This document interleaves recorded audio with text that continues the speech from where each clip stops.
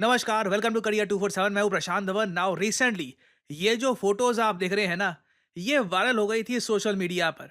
Reason इसका ये है कि यहाँ पर जो ये आपको पिता दिख रहे हैं, ये गाजा के हैं। जो ये बच्चा है, ये भी गाजा का है।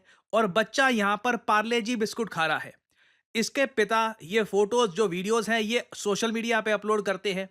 और ये कहते हैं चाहे एक पार्ले जी का बिस्कुट मुझे ऑलमोस्ट 2400 रुपए का भी पड़े, तब भी मैं नो नहीं कह सकता। मैंने अपने बच्चे के लिए इसका फेवरेट बिस्कुट कहीं से खरीदा और इसके लिए लेके आया। नाउ ये पोस्ट देखकर कई इंडियंस शॉक थे कि पार्ले जी का जो ये छोटे वाला ये पैकेट है, ये तो पूरे भारत में 5 रुपए का बिकता है। तो 5 रुपए का इंडियन बिस्किट ये गाजा में 2400 रुपए का कैसे हो जाता है?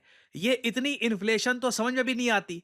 और उसके आगे फिर कई लोगों ने ये भी सवाल पूछा कि इंडियन पार्ले जी गाजा पहुंचा कैसे? तब यहां पर समझ में आया कि हो क्या रहा है। देखिए, भारत ने पिछले 2 सालों में जब से गाजा और इसराइल की वॉर, हमास इसराइल वॉर, जो भी आप कहना चाहे, शुरू हुई है, भारत ने लगातार बहुत सारी दवाइयां, बहुत सारा खाना और मिलियंस ऑफ डॉलर्स दिए हैं गाजा को ह्यूमैनिटेरियन एड के रूप में। और अगर यहाँ पे आपका सवाल ये है कि हम लोग तो इनको मदद करते हैं, खाना भेजते हैं फिलिस्तीन के लोगों को जब यहाँ पे इनको खाने पीने की कमी होती है, मगर जब हमारे यहाँ जब पहलगाम में अटैक हुआ तब इन्होंने निंदा करी, तो इसका आंसर है हाँ। इन लोगों ने कंडेम किया था पहलगाम अटैक को और एक चिट्ठी भी लिखी थी पीएम मोदी को और अपना सपोर्ट भी दिया था भारत को। ये सब अपनी जगह है। हाँ, पाकिस्तान की निंदा नहीं करी इन लोगों ने। मगर हम लोगों ने अपनी तरफ से, आप अगर देखो, अक्टूबर 2023, अक्टूबर नवंबर 2024, लगातार 70 टन, 65 टन, बहुत से गुड्स, बहुत सारा खाना भेजा है गाजा में। और गाजा में देखिए, बच्चों में ना जो ये पार्ले जी बिस्कुट है, ये बहुत ज्यादा फेमस है। और इसलिए भारत ने बहुत सारे डब्बे इन पार्ले जी के बिस्कुट के अलग से भेजे थे। ये फ्री ऑफ कॉस्ट है। इसका हम पैसा चार्ज नहीं करते। 5 रुपए भी जो इसकी एक एमआरपी है भारत में, वो भी हम इसका चार्ज नहीं करते। ये फ्री में लोगों में बंटना चाहिए था। मगर जो ये पोस्ट वायरल हुई है, इससे ये साबित हो जाता है कि गाजा में हाई लेवल करप्शन हो रहा है। आम लोगों तक जो फ्री की एड है, ये नहीं पहुंच रही। हो यहाँ पर क्या रहा है कि फ्री की एड आ रही है, उसके बाद कोई ना कोई बिचौलिए, अब अगेन वो किसके लोग हैं? क्या वो हमास के लोग हैं? क्योंकि गाजा पट्टी में हमास सिर्फ एक मिलिट्री संगठन नहीं है, उनकी जो सरकार है वो भी हमास ही संभालती है। तो जो ये फ्री की एड है, फ्री का सब ये खाना है, किसके हाथ लग जाता है कि उसके बाद होनी स्टार्ट हो जाती है ब्लैक मार्केटिंग। और गाजा में आज के समय जो खाने की कमी है, इसका गंदा फायदा उठाकर 5 रुपए का बिस्कुट भी 2400 रुपए का बेचा जाता है गरीब लोगों को। और अगर यहाँ पे आपका सवाल यह है कि क्या गाजा में स्थिति इतनी खराब है, WHO, वर्ल्ड हेल्थ ऑर्गेनाइजेशन ये क्लेम कर रहा है कि इजराइल ने ब्लॉकेड कर रखी है एड गाजा में, इंटरनेशनल एड इस वक्त, मतलब आने वाले अभी कुछ महीनों में ये गाजा में नहीं पहुंच पाएगी। और इस वजह से लोग यहाँ पर भूखे मर रहे हैं, बीमार हैं, और कई लोग आज के समय यहाँ पर गाजा में मर रहे हैं ना। इसको लेकर देखिए, आईडीएफ के जो चीफ ऑफ स्टाफ है जनरल एयाल जमीर, इन्होंने एक स्टेटमेंट दी रिसेंटली। इन्होंने ये कहा कि हमने ये डिस्ट्रक्शन तुम पर नहीं लाई। इनका मैसेज था गाजा के लोगों को कि हमने ये वॉर स्टार्ट नहीं करी। हम लोग आज के समय तुम्हारा फूड, शेल्टर, पैसा ब्लॉक करके नहीं बैठे। हम लोग हॉस्पिटल या फिर स्कूलों में नहीं छुपते। हम कोई लग्जरी की लाइफ नहीं यहाँ पर बिता रहे। That's your leadership, the ones holding our hostages, ये यहाँ पर कह रहे हैं। ये सब अभी के अभी खत्म हो सकता है अगर हमास इजराइल के जो हॉस्टेजेस हैं ये वापस लौटा दे। हमास के पास सिंपल ऑप्शन है, रिलीज द हॉस्टेजेस। अगर कोई डील हो जाती है तो आईडीएफ उसी के हिसाब से एडजस्टमेंट कर लेगा। और ऑनेस्टली आप अगर मुझसे पूछे ना, तो एज एन इंडियन जब मैं देख रहा था ये सब कुछ, मैंने एक बात ऑब्जर्व करी कि किस तरीके से इजराइल और यूएस दोनों मिलकर गलत इंफॉर्मेशन से लड़ते हैं। यूएस में देखिए, इन लोगों ने ये क्या कर रखा है कि व्हाइट हाउस की जो स्पोक्समैन है ना, उनको रियल टाइम डेटा देते हैं। व्हाइट हाउस की स्पोक्समैन को बातचीत करने का काफी अच्छा एक्सपीरियंस है और ये उसी वक्त मीडिया के सामने तथ्य रख देती है। इंडिया में आप देख लो, जो हमारी प्रेस ब्रीफिंग होती है फॉरेन मिनिस्ट्री की, बहुत सरकारी सी लगती है। ऐसे लगता है कि आराम आराम से बातचीत हो रही है। जो आदमी बात कर रहा है, ऐसा नहीं है कि बहुत एक अच्छे कम्युनिकेटर है वो। फॉर एग्जाम्पल मैं आपको दिखाऊं, इधर रिसेंटली ना ये रिपोर्ट्स छापी गई वॉशिंगटन पोस्ट द्वारा कि इजरायली मिलिट्री ने गाजा में ओपन फायरिंग कर दी और कई लोग इससे मारे गए। नाउ इज़राइल ने कहा कि इन्होंने ऐसा कुछ किया नहीं है। इंटरनेशनल मीडिया पहुंच गया यूएसए के पास। उनसे पूछा कि जी आप बताओ आप यहाँ पर क्या कहोगे? एक तरफ तो लोगों के पास खाने को नहीं है, दूसरी तरफ इज़राइल ने यहाँ पे मारना शुरू कर दिया लोगों को। तो व्हाइट हाउस की जो प्रेस सेक्रेटरी है आज के समय, कैरोलिन लियाविट, इन्होंने ओपनली ये बोल दिया कि हम हमास की स्टेटमेंट्स को एज ए फैक्ट नहीं लेते। जबकि अभी जो ऑपरेशन सिंदूर वाले केस में आप देखो, कई वेस्टर्न न्यूज़ आउटलेट्स ने ना पाकिस्तानी मिलिट्री की स्टेटमेंट को एज फैक्ट लेकर रिपोर्ट कर दिया और बहुत सारे आर्टिकल छाप दिए। ये जो 45 सेकंड की जो क्लिप है ना, ये देखिए किस तरीके से यूएसए ने यहाँ पर डिफेंड किया है इजराइल को। Unfortunately, unlike some in the media, we don't take the word of Hamas with total truth. We like to look into it when they speak. Unlike the BBC, who had multiple headlines, they wrote, Israeli tank kills 26, Israeli tank kills 21, Israeli gunfire kills 31, Red Cross says 21 people were killed in an aid incident, and then, oh wait, they had to correct and take down their entire story, saying we reviewed the footage and couldn't find any evidence of anything. Oh, okay, so we're going to look into reports before we confirm them from this podium or before we take action. And I suggest that journalists who actually care about truth do the same to reduce the amount of misinformation that's going around the globe on this front. Now इस type की communication Bharat के पास नहीं है कि openly Bharat सरकार की तरफ से कोई मतलब व्यक्ति खड़ा हो और कहे कि अच्छा ये ब्लूमबर्ग ने ये आर्टिकल छाप दिया, सीएनएन ने ये आर्टिकल छाप दिया। ये सही इन्फॉर्मेशन नहीं है, दिस इज़ इनकरेक्ट इन्फॉर्मेशन। और इससे पहले भी काफ़ी बार इंस्टेंसेस हुए हैं जब इन्होंने अपनी स्टोरी चेंज करी है। ये होता है नैरेटिव बिल्ड करना, अपनी इन्फॉर्मेशन वॉर में अपनी आवाज़ दुनिया के सामने रखना। जो काम शशि थरूर साहब अब जाकर कर रहे हैं यूएस में जाकर और जगह जाकर, अगर रियल टाइम बेसिस पर मान लीजिए शशि थरूर या फिर उनके जैसे किसी व्यक्ति को हम पूरा डेटा, पूरी इन्फॉर्मेशन देकर कहते हैं कि आप रिप्रेजेंट करिए इंडिया को, आई थिंक नैरेटिव वॉरफेयर में भारत कहीं और खड़ा होता। और जो नैरेटिव को लेकर वॉरफेयर है, ये आज भी चल रही है। बीबीसी ने रिसेंटली एक आर्टिकल पब्लिश किया जहां पर इन्होंने आरोप लगाया है कि गाजा ने ग्रेवेस्ट वॉर क्राइम किए हैं।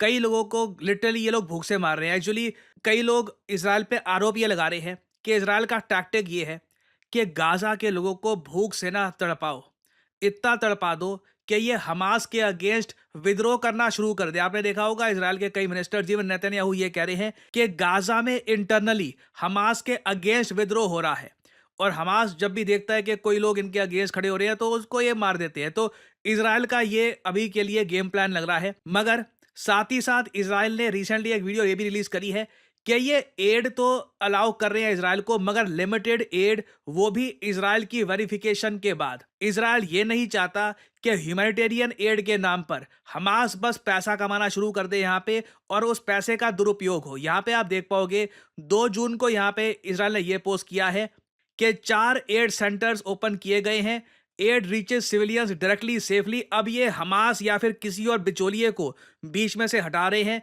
ताकि ऐसा ना हो कि पहले एड पहुंचे, एड फ्री की है, वो बिचौलिया अपने 2-3 हज़ार रुपए पर छोटी चीज़ के भी 2-3 हज़ार रुपए कमा रहा है और वहाँ पे ग्राउंड लेवल पर बस जिन लोगों के पास थोड़ा बहुत पैसा है उन तक ही खाना जा रहा है। और मेन पॉइंट यहाँ पे आप देख पाओगे, Hamas is blocked from stealing the aid to fuel its terror machine. ये जो 40 सेकंड की क्लिप है ये आप देख सकते हैं यहाँ पे।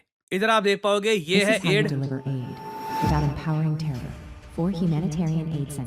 ये 4 एड सेंटर है, 3 तो राफा में है। वो आपको याद होगा इन्होंने कैंपेन शुरू किया था, ऑल आइज ऑन राफा। सबसे ज्यादा इनके रिफ्यूजी कैंप आज के समय यहीं पे है। 3 एड सेंटर यहाँ पे है, एक गाजा के बीचों बीच है। नॉर्दर्न गाजा में कोई भी इनका एड सेंटर नहीं है। Have been established across Gaza in a U.S.-led initiative supported by Israel.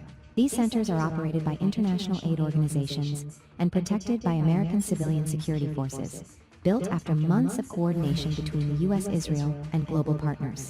They represent a major shift in how aid reaches Gaza's civilians, organized, secure, and accountable. Unlike previous efforts, this model is already proving more effective at delivering aid and keeping it out of Hamas's hands. अब यहाँ पे देखिए, मेरी ना हमेशा कोशिश यही होती है, ऐसे टॉपिक्स जो बहुत सेंसिटिव होते हैं, लोगों के यहाँ पे बहुत स्ट्रॉन्ग ओपिनियन होते हैं, यहाँ पे मेरी कोशिश यही रहती है कि दोनों साइड का जो वर्जन है आपके सामने रखो। इजराइल ये कह रहा है कि पहले की एड क्या होती थी, गाजा के थ्रू जाती थी, ब्लैक मार्केटिंग होती थी, अब हमने वो सब रोक दिया है। जो लोग इजराइल के अगेंस्ट बोलते हैं वो ये कह रहे हैं कि इजराइल का मॉडल बेकार है। इजराइल का जो ये मॉडल है कि गाजा को हटा दो बीच में से बिचौलिए की तरह, इस वजह से लोग और ज़्यादा भूख से मर रहे हैं। ग्राउंड लेवल पर क्या सच्चाई है, क्या हो रहा है, ये तो देखिए वहाँ पर जो लोग रह रहे हैं वही फ़ील कर पाएँगे। मैंने आपको दोनों तरफ से जो नैरेटिव है, इज़राइल का नैरेटिव और जो लोग इज़राइल के अगेंस्ट बात कर रहे हैं, उन दोनों का नैरेटिव आपके सामने रख दिया है। बाकी देखिए the rest is up to you. आप जिसका यकीन करना चाहें कर सकते हैं। फाइनली यहाँ पे आपसे पूछूंगा एक MCQ. Norway chess tournament recently बहुत ही ज़्यादा न्यूज़ में था। मैग्नस कार्लसन ने जो वो टेबल पे हाथ पटका था अपना और वो काफ़ी गुस्सा हो गए थे। वो वीडियो वायरल हो गई थी दुनिया भर में और सडनली नॉर्वे चेस टूर्नामेंट पूरी दुनिया में सुर्खियों में आ गया। आपको बताना है कि ये टूर्नामेंट अब जब ख़त्म हो चुका है, इस टूर्नामेंट का जो मेंस या फिर ओपन जो इनका सेक्शन था इस टूर्नामेंट का, वो किसने जीता है? ये है यहाँ पे आपकी options. Fabiano Caruana, Magnus Carlsen, Bharat के गुकेश या फिर भारत के अर्जुन एरिगाइसी। कमेंट सेक्शन में करिए उत्तर। जो लोग देंगे सही आंसर उनकी कमेंट को मैं दे दूंगा हार्ट, ताकि बाकी लोग समझ पाएं कि सही उत्तर क्या है। देखिए मेरा मानना है अगर आज के समय आप आर्टिफिशियल इंटेलिजेंस का इस्तेमाल नहीं कर रहे काम में, तो आप किसी और ही युग में जी रहे हैं, क्योंकि एआई की मदद से आप बहुत सारी जॉब्स कर सकते हैं, आप बहुत सारा पैसा कमा सकते हैं, अपने आप को अपस्किल कर सकते हैं। फॉर एग्जाम्पल अगर मान लीजिए मैं दिखाना चाहता हूँ कि कैप्टन अमेरिका ये मुंबई के किसी बिजी स्ट्रीट में वड़ा पाव खा रहा है और उसके ऊपर एक बहुत ही अट्रैक्टिव टेक्स्ट में लिखा है यमी, तो मैं आसानी से कर सकता हूँ सही प्रॉम्प्ट डालकर। और इधर आप लोग देख सकते हैं it was just that easy. इसके बहुत सारे वेरिएंट आप बना सकते हैं। अगर मैं चाहूँ कि इस इमेज को मैं मूव करवाना चाहूँ तो इस तरीके से, जैसे कि अपनी स्क्रीन पे आप देख पा रहे हैं, मैं बहुत सारे जनरेटिव एआई सॉफ्टवेयर की मदद से इस इमेज को मूव करवा सकता हूँ, एक स्टोरी क्रिएट कर सकता हूँ। I can pretty much do anything. और ये सिर्फ एक छोटा सा एक बहुत ज़्यादा छोटा सा एस्पेक्ट है जनरेटिव एआई का। जनरेटिव एआई की मदद से आप किताबें लिख सकते हैं, आप पर्सनालिटीज क्रिएट कर सकते हैं। You can pretty much do anything you want. और अगर आपने सही जगह से जनरेटिव एआई का कोर्स कर लिया तो मैं आपको बता दूं आप एक प्रॉम्प्ट इंजीनियर के रूप में नौकरी कर सकते हैं। जी हाँ, प्रॉम्प्ट इंजीनियर। कई लोगों को पता ही नहीं है कि ये नौकरी एग्जिस्ट भी करती है। कई लोग आराम से साल का 4 लाख से लेकर 6 साढ़े 6 लाख, जी हाँ, जो रियलिस्टिक सैलरी होगी वही मैं आपको बताऊंगा। कई लोग होंगे जो आज के समय कहते हैं कि जी हमारा कोर्स कर लो, फिर 25 30 50 लाख वगैरह। जो रियलिस्टिक चीज़ होगी वही मैं आपको बताऊंगा। प्रॉम्प्ट इंजीनियर को गूगल कर लीजिएगा, प्रॉम्प्ट इंजीनियर जॉब्स। आराम से 4 लाख से लेकर साढ़े 6 के आसपास सैलरी होती है उसकी। और डिपेंड करता है आपके एक्सपीरियंस पे। And you can start your career. आप खुद का एआई स्टार्टअप कर सकते हैं, आप कंटेंट क्रिएटर बन सकते हैं। आप लोगों ने मुझको देखा है, मैं कंटेंट क्रिएशन में एआई का कितना इस्तेमाल करता हूं, आप सबको पता है। तो अगर आप जनरेटिव एआई को प्रोफेशनल तरीके से सीखना चाहते हैं, लाइव क्लासेस से, कि जहाँ पे आपके सामने टीचर हो, आप टीचर से सवाल पूछ पाओ कि जी ये प्रॉम्प्ट ऐसे क्यों डाला है, ये प्रॉम्प्ट में ये चीज़ अगर मैं ऐड करूँ तो रिजल्ट ऐसे क्यों आता है, ये सब चीज़ें आप समझना चाहते हैं तो करियर 247 का जनरेटिव एआई कोर्स हमने कर दिया है लॉन्च। आपको सिंपली क्या करना है, वीडियो के कमेंट सेक्शन में जाइए, यहाँ पे आपको लिंक मिल जाएगा our generative AI for all. Now ध्यान दीजिएगा, इस कोर्स का नाम हमने स्पेसिफिकली रखा है जनरेटिव एआई फॉर ऑल। आप एक बिगिनर हैं, आपकी अभी तक नौकरी लगी नहीं है, आप नौकरी कहीं पर कर रहे हैं, खुद को अपस्किल करना चाहते हैं, कंटेंट क्रिएटर हैं, बेसिकली आप किसी भी स्टडी में आते हैं, तो करियर 247 का जो ये जेन एआई फॉर ऑल है, ये आपको काफ़ी हद तक हेल्प करेगा। और इस पूरे प्रोग्राम के एंड में ना खुद का एआई स्टार्टअप आप कैसे बना सकते हैं उसका प्रोजेक्ट भी साथ ही साथ किया जाएगा। ये सभी टूल्स को यूज़ कैसे करना है, ChatGPT, Midjourney, DALL E, various type के आज के समय जो जनरेटिव एआई के टूल्स हैं, इनको इस्तेमाल कैसे करना है, ये सब आप सीख पाएंगे करियर 247 पे। आपको सिंपली करना क्या है, यहाँ पे अपना नाम डालिए, अपना ईमेल आईडी, अपना नंबर और ऑब्वियसली डिस्काउंट कोड यहाँ पर डालना PD10, ताकि आपको डिस्काउंटेड रेट पे कोर्स मिल जाए। काफ़ी हैवी डिस्काउंट मिलता है by using the code PD10।